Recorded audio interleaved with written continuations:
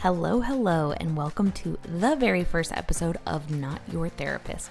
I'm Kayla Riley, licensed therapist, entrepreneur, mama of two wild and wonderfully young kids, and now your no BS guide to navigating life's mess, magic, and everything in between. This podcast is all about tackling real life issues with humor, heart, and some solid advice you can actually use. We've just survived the holiday season here at the Riley house, and we're getting ready to celebrate the new year. I thought that I could start my podcast with a topic that flexes my therapist muscles a little bit. I miss being in active practice, but it also feels like a very relatable topic with the state of the world and how we all might be feeling with the start of a brand new year. Anxiety. This topic is so dang big. I could do 700 podcasts on the different types of anxiety, becoming aware of it, where it stems from, the physiological side of it, and of course, ways to manage it. But I don't have time for all that, so I sampled all of these topics and gave it a nice little 101 episode. I hope it gives you enough to have a better understanding, build some awareness of your own anxiety, and some practical tools to start caging the beast. I hope you like it. Let's hop in. Hey there, and welcome to Not Your Therapist, the no BS podcast where I ditch the therapy couch and get real about life, love, work, and all the messy in-betweens. I'm Kayla Riley, a licensed therapist and founder of a group practice that now runs without me, giving me freedom to spend more time with my littles and to share the secrets of wellness I've learned with people like you. This isn't therapy. It's your go-to for real talk, practical tips, and the occasional truth bomb to help you thrive. And the best part? No diagnosis, no insurance company constraints. I get to take off the white gloves and tell it like it is because I'm not your therapist. If you're ready to break free from unhealthy patterns, navigate the messiness of life with more ease, and uncover the magic in your everyday moments, you're in the right place. Welcome to your healing era, friends. Let's do this.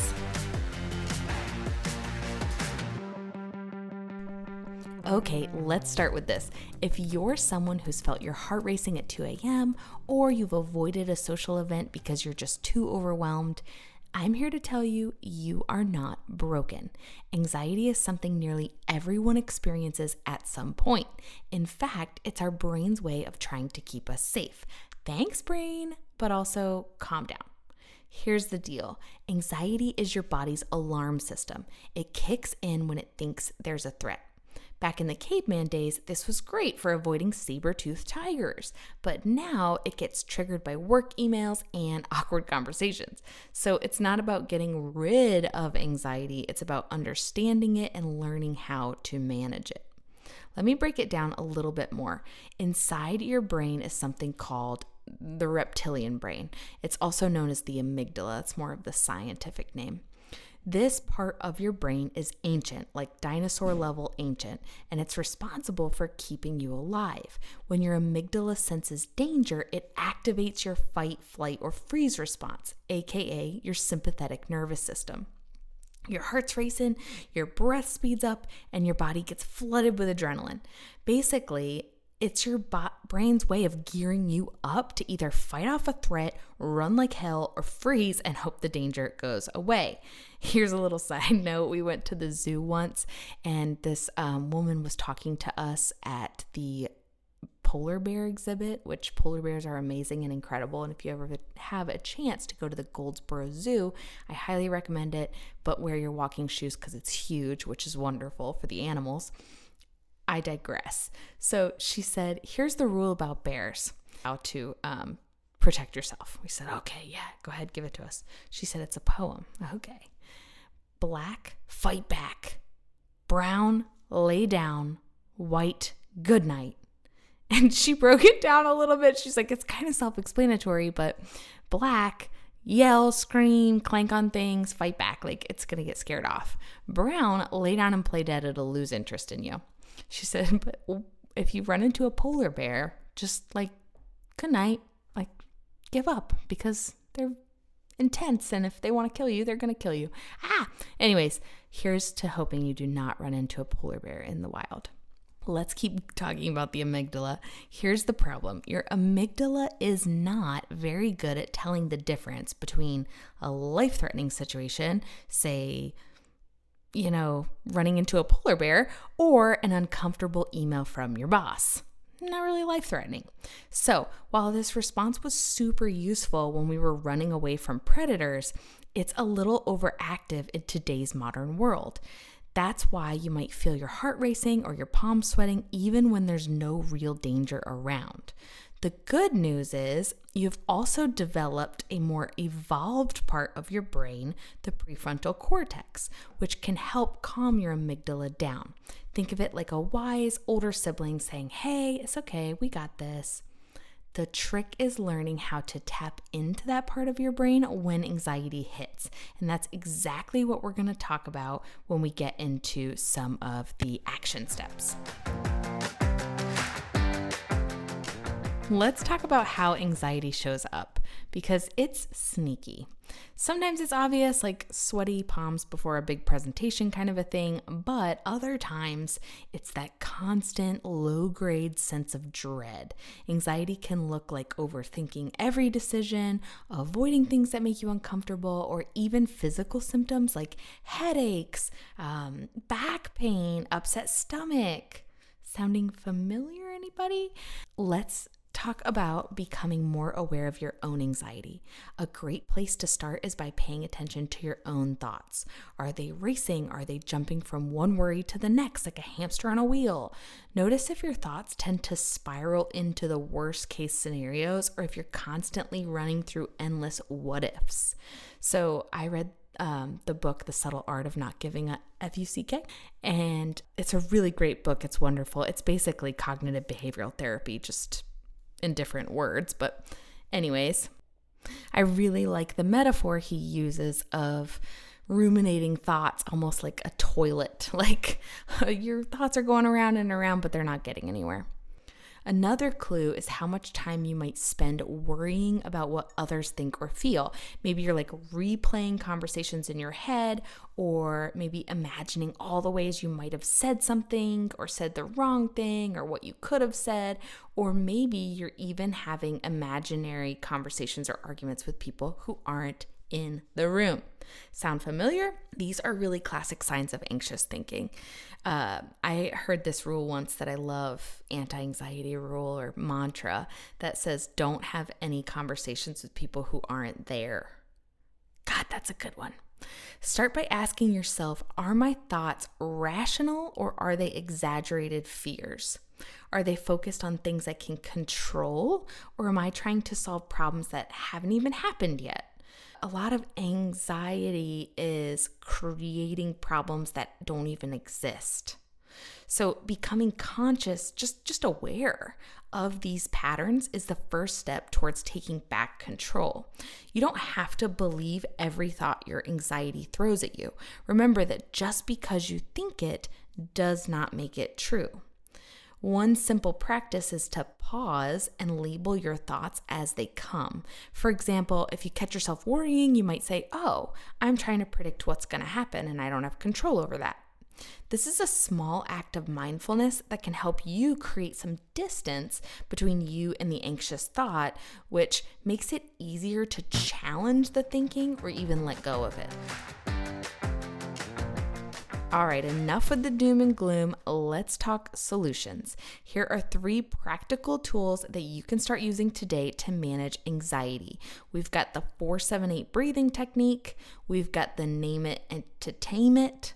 And we've got action beats avoidance. So these are 3 little tastes of techniques and the science behind it, just to kind of make it feel less cheesy, because I think a lot of anxiety techniques we all know and have heard of, but they kind of sound corny and it's hard to buy in. So I'm going to tell you what the technique is, and I'm going to talk to you a little bit about the brain science and why it's effective so that you can lean in. I will go ahead and say this. If you struggle with any amount of anxiety, your anxiety is protecting itself. So if you are thinking, if you're having judgmental thoughts, oh, these strategies won't work for me, or I've tried this, that's what's keeping you stuck in the status quo. If you want to try something different, you have to keep an open mind and lean into doing something different. So let's talk about these strategies. Okay, number 1, the 4-7-8 breathing technique. It's a game changer for calming your body in the moment, and it's very physical. So in this technique, this is very, very physical. This might be a good strategy for maybe somebody who's less analytical and more into the body space. If you do a lot of yoga, or you are an athlete, or a lot of men actually resonate with the breathing techniques. So try this out. So you're inhaling for 4 seconds.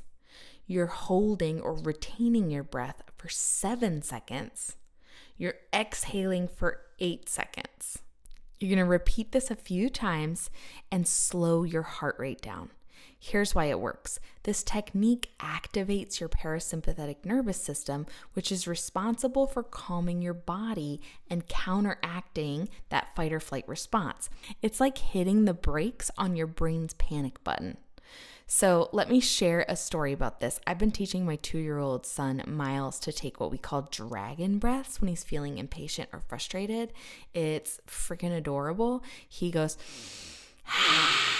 like he's breathing out fire, and he calms himself down. And guess what? My husband has started doing it too. So now when I hear my husband taking random deep dragon breaths, 2 things pop up for me. 1, he's using it because it freaking works. And 2, it's his silent SOS to let me know that he's feeling overwhelmed. So it's a good communication tool in a lot of ways too. I've actually caught my son a couple of times taking deep dragon breaths unprompted, which is amazing that he knows, hey, I'm frustrated, I have to take some breaths. The other day he was watching, I don't know, some show, Paw Patrol or something on the streaming service, and there was a commercial which he had never experienced before, and he was so upset. He's like, what's happening? And we had to take like 7 dragon breaths to get through the commercial, but it worked and he got through it. And the next commercial hit and I had to remind him once, and he takes dragon breaths now. So cool. What a good reminder for all of us that if a 2-year-old can do it, we can do it. All right, strategy number 2, name it to tame it. Anxiety thrives on the unknown, people. When you're feeling it bubble up, literally say to yourself, I'm feeling anxious, because naming your anxiety takes away some of its power. You're calling it out instead of letting it run the show. So instead of embodying or it being you, it's your anxiety. It kind of gives you back a little bit of that power. Anxiety thrives on the unknown. When you're feeling it bubble up, literally say to yourself, I'm feeling anxious because X. I'll go ahead and let you know I feel anxious when I'm running through the list of to-dos and I'm like, don't have enough time or energy to get it all done. I also feel a lot of anxiety when I'm about to have a challenging conversation. So naming your anxiety takes away some of its power. You're calling it out instead of it letting it run the show. Information is also power. A ton of people have a lot of fear about various things because they just don't understand it. They don't have enough information. So let's take an example, flying. I used to be so freaking scared of flying. The entire flight, I'd be tense and grabbing the handles, and I would take shots if it was an appropriate time of day. Sometimes it wasn't an appropriate time of the day, but I would take like shots before I'd get on the stupid plane because I'd be freaking out. I'd be like breathing fast and sweating. It was gross.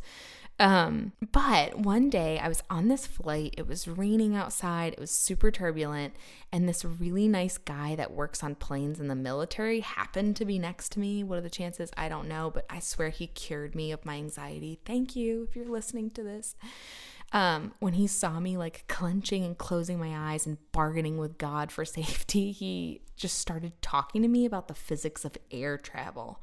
He was describing what turbulence actually is and how air currents are shifting and not engine failure, and how the wings of a plane are built to bend and flex and handle those currents. He told me about like these safety redundancies and how modern planes are designed to withstand far more than the average flight will ever encounter. So by the end of that flight, I wasn't exactly booking skydiving lessons, but I felt calmer and more in control. And every flight after that, I revisited that conversation in my head. And now when I fly, I do feel a little bit of anxiety when there's turbulence, but for the most part, I can kind of relax, which is great because now I have 2 screaming, crying young children to take care of. Yay. Just having that knowledge really did help me shift from panic to like curiosity and calm. That's the power of understanding. It takes away anxiety's grip.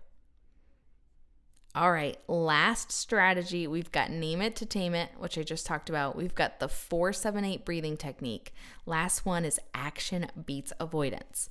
So anxiety loves to keep you stuck in what ifs. One of the best ways to break that cycle is to take one small step towards the thing you're avoiding. Progress, not perfection here, people. Here's the thing about avoidance. Oh, you know what I'm thinking about? Do you remember when there were those talk shows? I'm sure this is still a thing. There are talk shows and there's this guy that would come on and be like, "Are you scared of spiders?" And he'd bring a spider on the stage and the person would be losing it. And then he would like do some kind of snappy bazooskis. And then the person would like hold a spider and be like, "Hey, look, he's totally cured my fear of spiders." I have no idea how that works. And I personally think that's BS. But if you want to email me and tell me that I'm wrong, go for it. However, from my experience, this is called exposure therapy, and we expose people in calm settings once they have tools to calm themselves down or ground themselves. We expose them slowly to the stimulus that brings forth the phobia or the anxiety. So phobia is just an anxiety that's gone out of control. Here's the thing about avoidance. It feels really good in the moment. It's like a quick little hit. It's like a little relief from your anxiety. But in the long term, it actually makes the anxiety worse because every time you avoid something, you're reinforcing the idea that the thing you're avoiding is dangerous. Right? So if you're someone who's avoiding social situations and it's like, oh yeah, it was much easier to stay at home with my sweatpants. This keeps your brain stuck in the same anxious loop. The more you avoid, the scarier the thing you're avoiding becomes. So if you're avoiding social situations, the more and more you avoid, the more socially anxious you're going to become, which makes you more likely to avoid, which makes you more anxious. It's a vicious cycle.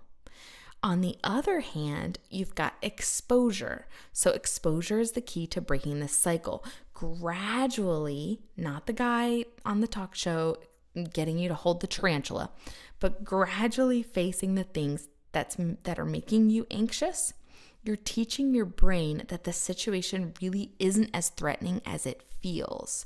So it's like building a muscle. You're building neural networks in your brain that's telling your brain, this is not scary, this is not scary, this is not scary, this is not scary.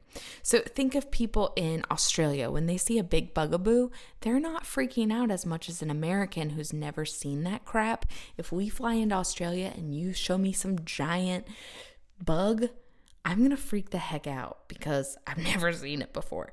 But they have been exposed to it over time, so it's not as scary because they've taught their brain like this is something normal.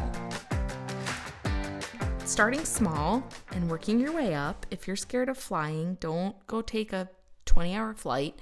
But if social anxiety is your thing, maybe you start by saying like, hey to a stranger at the coffee shop instead of diving headfirst into a big networking event or going on a date. So each small victory will build your confidence and rewire your brain, build different neural pathways to help you see that the situation is less and less scary. I have an example of a client once that I was working with who was terrified of public speaking, and the idea of it freaked him out. However, it was required in his place of work. So he was going through a lot of stressful things in his life, and it just really culminated in public speaking events at these meetings. So this idea of standing in front of a crowd made his heart race and his palms sweat, and he eventually started experiencing panic attacks at work. But instead of avoiding it and quitting his job or getting a transfer, we worked on gradual exposure and also, on the other end, lessening his stress in other areas of his life. So he started by practicing his speeches in front of the mirror. Then he started practicing in front of his cat. Yes, his cat, who is a very supportive audience, by the way. Next, he tried it out on a close friend, and over time, exposing himself to presenting, this idea of presenting, it became less and less scary. Did it become easy for him? No. But was it worth it? Yes, because he was no longer having panic attacks and he could function in his job. He wasn't comfortable. It wasn't, talk show, snap your fingers and boom, you can talk to a huge audience at the Met. What? The Met? That's not a speaking place. What am I talking about? Anyways, you get what I'm saying. The point's clear. Avoidance and anxiety are best friends, so it's a temporary fix, but exposure is the real treatment to anxiety. It's not about perfection. It's all about progress, and it's all about those little baby steps that will build up over time. Before we wrap up, I want to invite you to think about anxiety differently. What if we reframed anxiety as something that actually could work in our favor? Anxiety is what gets us out of bed to tackle the day. It helps us remember deadlines. It motivates us to take opportunities we might otherwise let pass by. It's a built-in system designed to keep us moving forward and alert to what matters. The problem, of course, is when anxiety grows out of proportion. That's when it stops being helpful and starts feeling overwhelming. Like all emotions, anxiety exists on a spectrum, and when it's too loud, it can take over. But it's important to remember that it's not a monster we need to slay. It's just part of being human. As a therapist, I often have clients come and say, to me and to therapists at my practice, hey, we want to completely remove these negative emotions. I just want to stop feeling this way. But therapy isn't about shooting the emotions like monsters and dragging it out of there. Instead, it's about changing your relationship to those emotions and learning how to ride the wave of negative experiences, becoming a more masterful sailor in both rough and smooth seas, because that's life, rough and smooth seas. So, as you move forward, try to think of anxiety as an ally that sometimes needs a little guidance, a little hip check, a little check it before you wreck it kind of treatment. When you understand it and you learn how to manage it, you're not fighting against yourself anymore, you're working with yourself. You've already taken a huge step just by tuning in today, and I hope this helps you start to shift how you see and handle anxiety. That's a wrap for our very first episode of Not Your Therapist. Thank you so much for listening. If this episode resonated with you, I'd love for you to subscribe, leave a review, share it with someone who could use a little support, maybe somebody who teaches or somebody who works with, children who can understand this or whatever. Just share. Therapists, assign this to your clients for homework. That's a great idea. And as we welcome in 2025, I want to invite you to make this year a wonderful one. Head over to my website and grab your free audio training, Get Unstuck, along with the accompanying workbook. It's designed to help you take actionable steps towards feeling more empowered and less overwhelmed Let's make this the year you thrive. The link is in the show notes. Next week, we're diving into burnout, what it is, why it's taking over, and how to stop it in its tracks. Until then, take a deep breath, a dragon breath maybe. Take care of yourself, and remember, you've got this. See you next time. And that's a wrap. Thanks for hanging out with me on Not Your Therapist. If you're ready to break free from unhealthy patterns, head over to KaylaRiley.com and grab the free Get Unstuck audio training. When you sign up, you're going to become an NYT insider with access to exclusive freebies, behind the scenes content, and my most badass gems reserved just for you. And hey, if you're loving the show, the best way to support me is by subscribing, leaving a review, and sharing it with a friend. Together, we can help more people manage life's mess, magic, and everything in between. Remember that success is only measured by how profoundly you experience your life, so don't settle for anything less than epic. I'll see you next time.